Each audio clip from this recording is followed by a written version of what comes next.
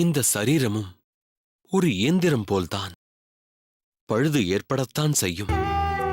அதற்கு தக்க சிகிச்சை அளித்தால் மீண்டும் முன்போல் செயல்படத் தொடங்கும்.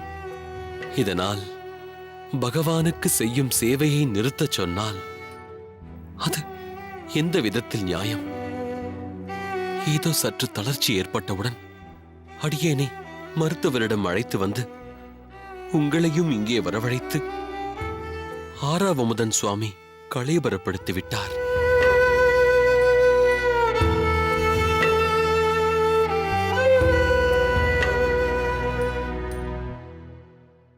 சுவாமி, அடியேன் இல்லை, இப்பொழுது அவரை ஒன்றும் சொல்ல வேண்டாம். அவருக்கு எது சரி என்று தோன்றுகிறதோ அதன்படியே செயல்படட்டும். கோயிலில் உங்கள் மீது அடியேன் சாய்ந்து கொண்ட பொழுது லேசாக நெஞ்சு வலிப்பது போல் இருந்தது. அது ஒன்றுமில்லை. மருத்துவரிடம் விசாரித்தோம். வாயு பிடிப்பாக இருக்கலாம் என்று அவர் சொன்னார். அது மட்டுமில்லை, உங்களுக்கு ஓய்வை தவிர வேறு எந்த மருந்தும் தேவையில்லை என்று மருத்துவர் சொல்லிவிட்டார். அதுவே மனதிற்கு மிகவும் சமாதானமாக இருந்தது.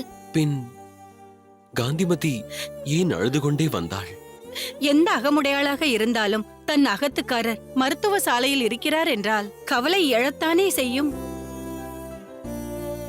அதுவும் என்ன ஏது என்ற விவரமும் தெரியாதிருந்தால் சங்கடப்படுவது நியாயம்தானே? சுவாமி, நாங்கள் கூறுவது எல்லாமே உங்கள் நலன் கருதிதான். உங்களிடம் பெரிதாக ஒன்றும் எதிர்பார்க்கவில்லை. இப்பொழுது இரவு பகலாக உழைப்பதை சற்று குறைத்துக் கொள்ளச் சொல்கிறோம், அவ்வளவுதான். அடுத்த சில நாட்களுக்கு நீங்கள் பூரண ஓய்வில் இருக்க வேண்டும் என்றும் மருத்துவர் கருதுகிறார். தஞ்சா, நீ சாரங்கன் அல்லது திருமேனியிடம் சொல்லி உடனே ராமானுஜனை பார்த்து இங்கு அழைத்து வரச் சொல். இரு காந்திமதி, இப்பொழுது ராமானுஜனை எதற்கு வரவழைக்க வேண்டும்? அவன் பாடசாலையில் படித்துக் கொண்டிருப்பான். படிப்பு கெடக்கூடாது. மேலும் அவன் வரும் அளவிற்கு இங்கு என்ன இக்கட்டு ஏற்பட்டுவிட்டது? இல்லை, கோவில் கைங்கரியத்தை அவன் பார்த்துக் கொள்ளலாமே. அதற்காக படிப்பை விட்டுவிட்டு வரச் சொல்லலாமா? அடியேன் சிரமப்படக்கூடாது. அதுதானே. அதற்கு உதவிக்கு யாரையாவது நான் அமர்த்திக் கொள்கிறேன். அவர்கள் நம் மகத்திற்கு வந்து என்னிடம் என்னென்ன செய்ய வேண்டும் என்று கேட்டு செல்லட்டும். இதற்காக ராமானுஜனை தொந்தரவு செய்ய வேண்டாம். வாஸ்தவம்தான். சோமியாஜி சுவாமிகள் சொல்வது போல் ராமானுஜனையும் தேவையில்லாமல் கலவரத்திற்குள்ளாக்க வேண்டாம். அவர் வழக்கம் போல் வரும்பொழுது நடந்தவற்றை அவரிடம் தெரிவித்து விடலாம். எனக்கும் அதுதான் சரியென்று படுகிறது. சரி, இப்படியே பேசிக் கொண்டிருந்தால் என்ன அர்த்தம்? நம் மகத்திற்கு புறப்படலாமா? இல்லை இல்லை, இன்னும் 3 நாளிகை நீங்கள் இங்கே ஓய்வெடுத்துக் கொள்ள வேண்டும் என்று மருத்துவர் கூறியுள்ளார். அதனால் நீங்கள் ஓய்வெடுத்துக் கொள்ளுங்கள். நாங்கள் வெளியே காத்திருக்கிறோம். சரி, வாருங்கள்.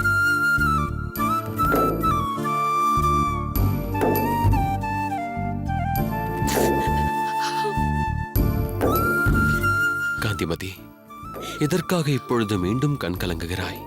அகத்தை விட்டு நான் எங்கும் போக மாட்டேன். பூரண ஓய்வு எடுத்துக் கொள்கிறேன். போதுமா? இப்பொழுது உனக்கு சந்தோஷம்தானே? கண்ணீரை துடைத்துக் கொண்டு முகத்தை சற்று பிரசன்னமாக வைத்துக்கொள்.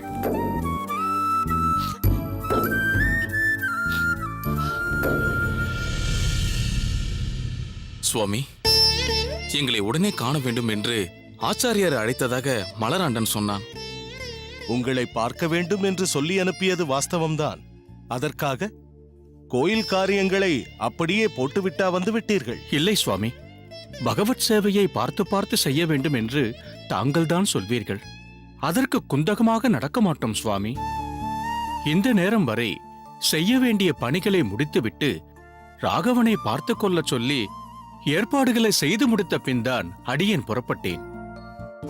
அடியேனும் சேவைகளை செவ்வனே முடித்த பின்புதான் இங்கு புறப்பட்டு வந்தேன் சுவாமி. சுவாமி, சேவையிலோ வேலையிலோ குறையோடு வந்துவிட்டால் முக்கியமான ஒரு ஆசாமிக்கு தகுந்த முறையில் பதில் சொல்லியாக வேண்டுமே. பிறகு அவரை சமாளிப்பது மிகவும் கடினமாயிற்றே. நீ யாரை குறிப்பிடுகிறாய்? அணியரங்கர். அவரைத்தான் குறிப்பிட்டேன் சுவாமி. ஓ, அவரைத்தான் குறிப்பிட்டாயா? அடியேன் கேள்விப்பட்ட விஷயத்தின்படி அவர் மிகவும் மாறியிருக்கிறார் என்றல்லவா நினைக்கத் தோன்றுகிறது. இன்னும் சொல்லப் போனால் அவர் சம்பந்தமான ஒரு விஷயத்தை பற்றி கேட்கலாம் என்றுதான் உங்கள் இருவரையும் இங்கு அழைத்து வரச் சொன்னேன். எதை பற்றி கேட்கப் போகிறேன் என்ற குழப்பமா? சொல்கிறேன். எதற்கும் சிடுசிடுவென்கிறார் அணியரங்கர் என்பீர்களே, அவரே இரு இளைஞர்களை வானளாவ புகழ்கிறாரே, அதை பற்றி கேட்கலாம் என்றுதான் உங்களை அழைத்தேன். என்ன, அடியேன் கேள்விப்பட்டது உண்மைதானே? முழுக்க முழுக்க உண்மைதான் சுவாமி. அப்படியென்றால் சரியான தகவல்தான் அடியேனுக்கு கிடைத்திருக்கிறது. என்ன தெய்வவாரி சுவாமிகளே, ஆச்சாரியர் யாரை பற்றி கேட்கிறார்? நீரும் கேள்விப்பட்டது உண்மைதான் என்று சொல்கிறீர்கள். அடியனுக்கு ஒன்றும் புரியவில்லை. ஆச்சாரியார் யாரை பற்றி கேள்விப்பட்டார்? எது உண்மை? உங்கள் சொந்தமான அந்த 2 இளைஞர்களை பற்றித்தான் ஆச்சாரியர் வினவுகிறார். அந்த இளைஞர்கள் அரையருக்கு சொந்தம் என்றுதான் அணியரங்கரும் சொன்னார். என்ன வரரங்க அரையரே, உம்மைத்தான் கேட்கிறேன். உமக்கு எந்த விதத்தில் சொந்தம் அவர்கள்?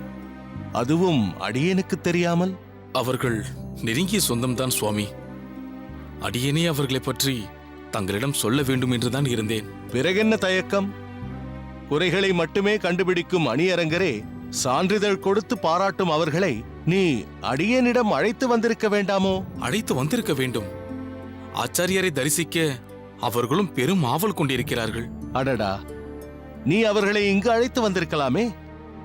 ஓர் ஆச்சாரியனாக அவர்கள் இருவருக்கும் வாழ்த்துக்களைச் சொல்லி அனுக்கிரகத்தையும் ஆசிகளையும் அருள்வதுதானே முறை.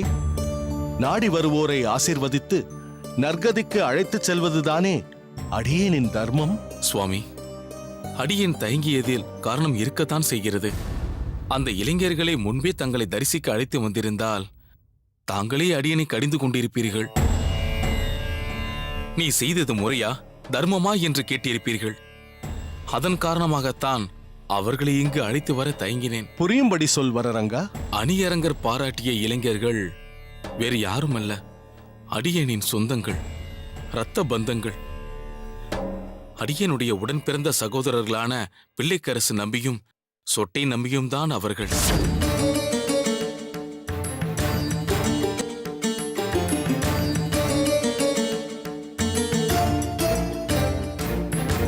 அவர்களை நீ எங்கு சந்தித்தாய்? சுவாமி, அடியேனுடைய தாயாரை பார்க்க சென்ற பொழுது தம்பிகள் தெய்வக்கரசு மற்றும் சொட்டை நம்பியையும் வெகு நாட்களுக்கு பிறகு சந்தித்தேன்.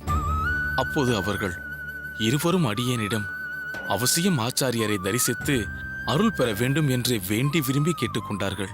பகவத் சங்கல்பமாக அடியேனும் தெய்வக்கரசு நம்பியும் தங்களை அடைந்து பெருமாளின் சேவையில் ஈடுபட்டு பிறவியின் பயனை அடைந்து கொண்டிருக்கிறோம்.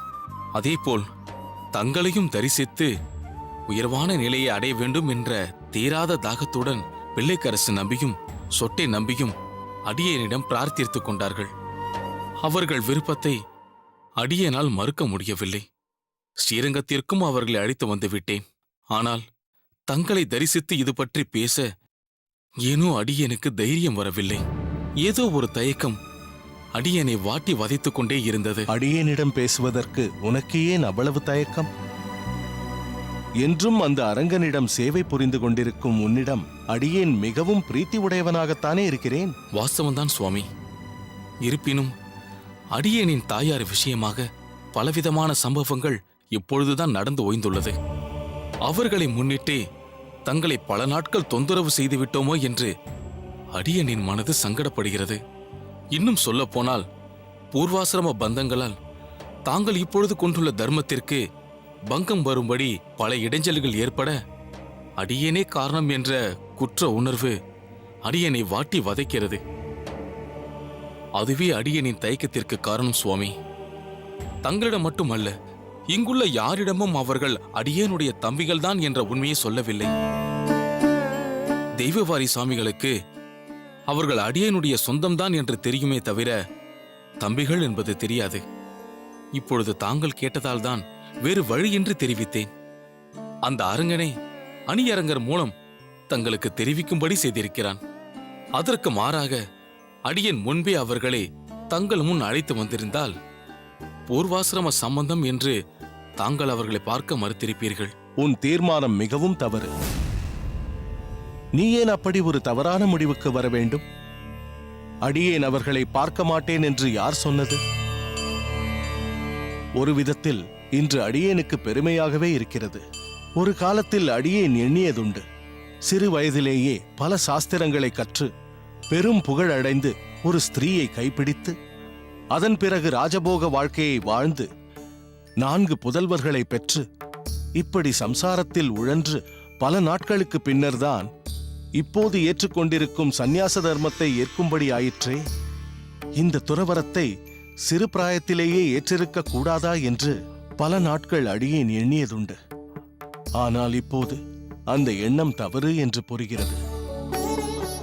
ஒவ்வொரு கிரகஸ்தனும் குடும்ப வாழ்க்கையில் ஈடுபட்டு சந்ததிகளை பெறுவதென்பது சம்பிரதாய அபிவிருத்திக்காகவும் பல ஜென்மங்களாக பெருமாளுக்கு சேவை செய்து அது முழுமையடையும் வண்ணமாக ஒரு வைணவ குடும்பத்தில் பிறவி எடுக்கச் செய்து அந்த ஆத்மாவையும் கரை சேர்ப்பதற்காகவும் தான். புல், புழு, பறவை, விலங்கு என்று பல ஜன்மாக்களுக்கு பிறகு ஆத்மா இந்த மனுஷ சரீரத்தை எடுக்கிறது. அதிலும் ஒரு சில சுக்ருதம் பெற்ற ஆத்மாக்கள் சிறந்த பக்தர்களுக்கும் ஞானவான்களுக்கும் குழந்தைகளாக பிறவி எடுத்து பூரண ஞானத்தை தன் தகப்பனாரிடமிருந்து பெற்று பகவானுக்கு தொண்டு செய்து துன்பங்களே இல்லாத பகவானின் வாசஸ்தலமான வைகுண்டத்தை அடைகிறார்கள். இதுதான் கிரகஸ்தாசிரமத்தின் தாத்பரியம். அவ்வகையில் பார்த்தால் ஒரு கிரகஸ்தனாக அடியேன் வாழ்ந்த காலத்தில் அடியேனின் பூர்வாசிரமத்தில் புத்திரர்களாக நீ, தெய்வக்கரசு மற்றும் உன் தம்பிகள் பிள்ளைக்கரசு, சொட்டை நம்பி 4வருமே ஒரு உயர்வான சிரேஷ்டர்களாக திகழ்கிறீர்கள். ஒரு உன்னதமான வைணவ சிரேஷ்டர்களை ஈன்றெடுக்க வேண்டும் என்பதற்காகத்தான் பகவான் அடியேனை சில ஆண்டுகள் கிரகஸ்தாசிரம தர்மத்தை கடைபிடிக்கும்படி செய்திருக்க வேண்டும் என்று நினைக்கிறேன். உங்களில் யாராவது ஒருவன் அபத்தனாக ஆகியிருந்தால் கூட அந்த துர்பாக்கிய நிலைக்கு அடியேனே காரணமாக போயிருப்பேன். அப்படி ஒரு நிலையை இந்த கடையேனுக்கு ஏற்படுத்தாமல் ஒரு பெரிய அனுகிரகத்தை அந்த அரங்கன் அடியேனுக்கு அளித்திருக்கிறான். வரரங்கனான நீ அரையர் சேவையிலும், தெய்வக்கரசு நம்பி அடியேனின் ஆச்சாரியர் மணக்கால் நம்பி ஆசிரமத்தில் சேவை செய்பவனாகவும், பிள்ளைக்கரசு மற்றும் சொட்டை நம்பி இருவரும் இரும்பிதயம் கொண்டவர்களாலும் கனிவாக போற்றிக் கொண்டாடப்படுகிறார்கள் என்று கேள்விப்படும் போது அடியேனுக்கு மிகவும் பெருமையாக இருக்கிறது. வரரங்கா, எப்படி உங்களுக்கெல்லாம் ஒரு ஆச்சாரியனாக இங்கு இருக்கிறேனோ அதே போல் உன் தம்பிகளுக்கும் இருப்பேன். ஒரு சரணடைந்த சிஷ்யர்களாக அவர்களை நிச்சயம் பார்ப்பேன். உன் தம்பிகள் தாராளமாக அடியேனை தரிசிக்கலாம். எனவே ஆச்சாரியர் உங்கள் இருவரையும் அனுகிரகிக்க சித்தமாக இருக்கிறார் என்று உன் தம்பிகளிடம் தெரிவித்துவிடு. மிகவும் சந்தோஷம் சுவாமி. இன்றே அவர்களிடம் தெரிவித்து விடுகிறேன். அரையரே, நாளையே அவர்கள் இருவரையும் நம் ஆச்சாரியரின் திருமாளிகைக்கு அழைத்து வாருங்கள். சற்று பொறு தெய்வவாரி. அணியரங்கரின் விருப்பத்தின் பேரில் பிள்ளைக்கரசுவும் சொட்டை நம்பியும் கோயிலிலேயே ஏதாவது ஒரு சேவையை செய்து கொண்டிருக்கட்டும். அவர்கள் இருவரையும் அடியேன் அங்கு வந்தே காண பிரியப்படுகிறேன். சிஷ்யர்களை அனுகிரகிப்பது அடியேனின் தர்மம் என்றாலும் நற்சிந்தனை உள்ள வைஷ்ணவ சிரேஷ்டர்களை அவர்கள் இருக்கும் இடத்திற்கே வந்து காண்பதுதானே முறை. தங்கள் விருப்பப்படியே சுவாமி.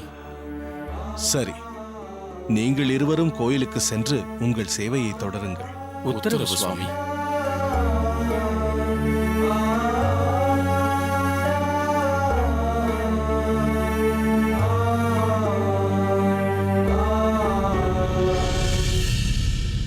என்ன ஜெயராமா, இப்பொழுது வந்து துவரம்பருப்பு இல்லை, கடலை பருப்பு இல்லை என்று சொன்னால் என்ன அர்த்தம்? இதையெல்லாம் சரிவர பார்த்து வைத்துக் கொள்ள வேண்டாமா? இல்லை எஜமானி அம்மா, இன்னும் 2 தினங்களுக்கு இருக்கிறது. சின்ன எஜமான் அவர் வியாபார நண்பர் முத்துக்குமாரரை பார்க்க ஐயம்பேட்டை வரை செல்வதாக கணக்கு பிள்ளை சொல்லிக் கொண்டிருந்தார். அங்கே தானியங்கள் மிக மலிவாக இருக்கும். அங்கிருந்து வாங்கி வரலாம் என்று சொல்ல வந்தேன். அதை ஒழுங்காக சொல்ல வேண்டாமா? என்னிடம் வந்து அரிசி வேண்டும், பருப்பு வேண்டும் என்று சொன்னால் நான் என்ன புரிந்து கொள்ள முடியும்? நீ நல்லதை நினைத்துதான் சொல்ல இருக்கிறாய். சொன்ன விதம்தான் எனக்கு குழப்பமாக இருந்தது. சரி, நான் நாளூரானிடம் சொல்லி அனுப்புகிறேன். நீ போ. சரிங்களம்மா. எஜமானி அம்மா, வண்டி பூன் போட்டு தயார் நிலையில் இருக்கிறது. சின்ன எஜமான் எப்பொழுது வேண்டுமானாலும் புறப்படலாம். வண்டியை சரிபார்த்து விட்டீர்களா? அச்சாணி எல்லாம் சரியாக இருக்கிறதா? என் அகத்துக்காரர் உடல்நலம் தேறிய பின் முதல் முறையாக வெளியூர் செல்கிறார். வழியில் எந்தவிதமான சங்கடமும் ஏற்படக்கூடாது.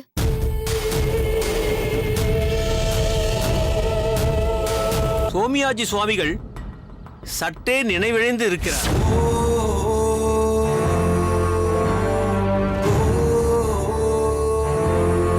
அதற்கு காரணம் அவருக்கு ஏற்பட்ட நெஞ்சுவலி. நீ கேட்டா உன்னால கரைக்கும் என்னால நான் தாண்டியடி.